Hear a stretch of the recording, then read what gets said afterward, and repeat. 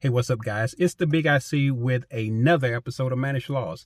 Now, today we're going to talk about how this morning's AM traffic commute, let's say, changed the way that I look at life. But first, I want to get you to help me expand the Mannishlaws movement, and that starts with you first pressing the like and subscribe buttons down below. That'll make you privy to some of my newest content as soon as it becomes available.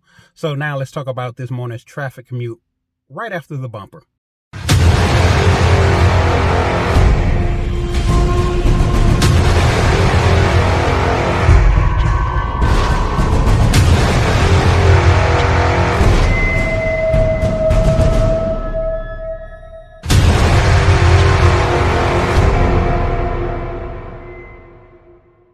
Okay, guys, so I want to just take a moment and tell you about the traffic commute experience this morning and how it got me to thinking about how I may approach some things a little bit differently in my life. So some of you know that I'm putting together a book called Mannishlaws, Manhood Defined. And one of the sections of the book, I talk about the cost of failure, or the cost of being ill prepared to accomplish some things. This morning was a dead-on example of that. It starts with me saying, hey, I got an early morning. I want to take advantage of some extra time and make some additional sales calls. So I'm going to leave about an hour early. So in that hour, I jump up, get in the car, head to the interstate, which was about a 10-minute drive. Just before I get on the interstate, I realize I do not have my phone. So now I double back and take another 10-minute drive, 20 minutes in total so far, to get to the house. Grab my phone, took a couple of minutes, get into the car, get back into traffic, and journeying back to my original point, which instead of being 10 minutes this time, it's actually about 20 minutes. Just to get back to where I originally realized I didn't have my phone. So now let's count that. 10 minutes to the point that I realized I wasn't prepared, another 10 minutes back, 20 minutes, now about 15 or 20 minutes back. So 40 minutes that I spent as a penalty for not being really prepared. So we're going to call that a mild example of the cost of failure to be prepared. But that's not what this story is about. So today I finally get on the interstate and I notice traffic is moving at an unseasonably fast clip. So thank you, traffic gods. And as soon as I thank the traffic gods, what happened? Traffic comes to a screeching halt. I mean, a 2-mile-an-hour creeping halt that lasts about 40 minutes. So I'm in the traffic and I'm thinking, man, it's got to be a catastrophe or some type of grand accident up here. But I don't see any ambulance, don't see any flashing lights. And after some time and frustration, I get up to where the accident or incident should have taken place. And what do I see? I see a guy on the side of the road changing his flat.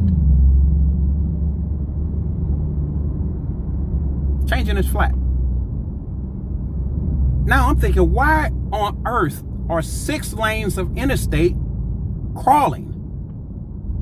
So I took pause and I thought about it, and I had an epiphany, and I started thinking, everybody is acting as if we're involved in this tire changing incident when we should only mildly be affected. Okay, so in a perfect world, here's what should have happened. Guy gets flat tire, guy pulls over. Cars in the slow lane recognize the guy has a flat, so they're going to proceed with caution, which means that they'll slow down from about 70 to, let's say, 40 or 50. Thereby meaning that only the slow lane is slowing down on the natural clip. The other 4 to 5 lanes can proceed at the same speed, 70 or 80 miles an hour, if you will. That's if everybody is participating in this incident as if they are affected. But here's what actually happens. Everybody out here is proceeding as if they're involved. They're rubbernecking. They're looking visually and actively acting by applying their brakes and taking their attention off of the road and bouncing back and forth between texting, driving, looking at what's going on with this car, and ultimately the whole flow of traffic slows down to a creeping halt. So now they got me thinking about my life and some of my life history and events, whether it's relationships, jobs, or however I just interact with other people. How many life circumstances have I been involved with that should have left me only mildly affected But somehow my decisions or my choices caused me to be totally involved. And even though my level of involvement wasn't consequential to the outcomes. And as a result, how much time did I waste trying to catch up to where I was hoping to have been originally?